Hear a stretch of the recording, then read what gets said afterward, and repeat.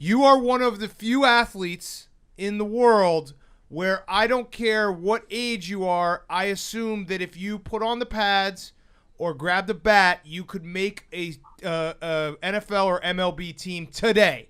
Do you think that that's true, or am I maybe exaggerating your skills?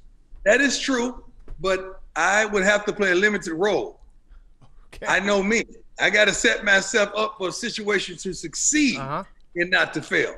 But that is true. Okay. What would that limited role be? I could play nickel at a free safety in football. In baseball, I could pinch run. Mm-hmm. Yep.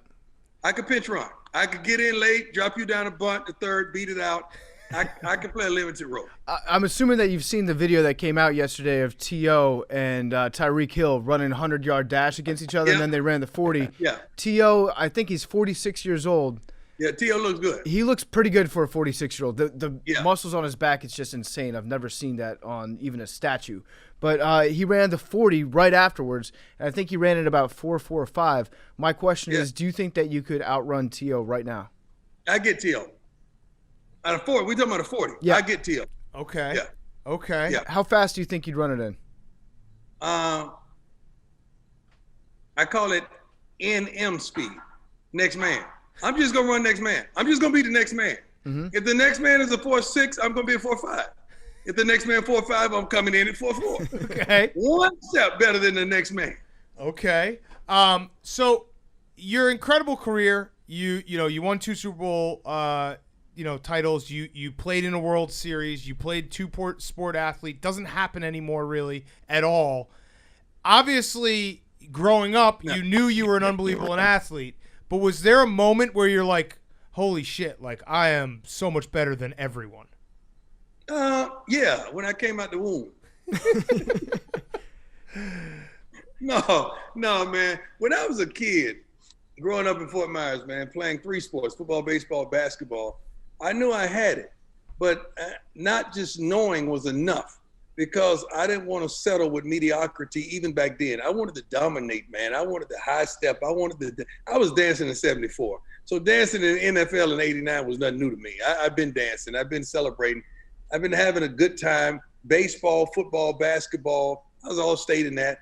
I mean, so understanding the gift is one thing, but working your butt off to enhance the gift and to take the gift to another level, that was everything for me. Okay, so let me ask the question a little bit of a different way. At what point in your career did you know that you had to put in more work and you couldn't get by just on that natural gift?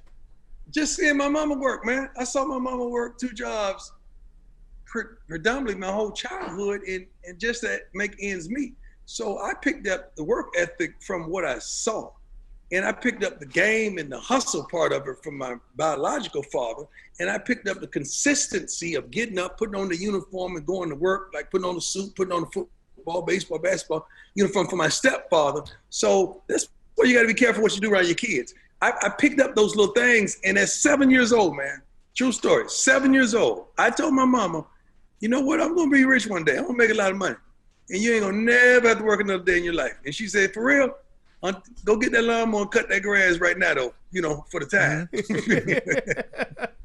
So you get a true story. I told her that at 7 years old. Tell me a little bit about being the hardest worker, because we talked to Jerry Rice here, maybe 6 months ago. He told us about racing that horse down in Mississippi. I forget the horse's name.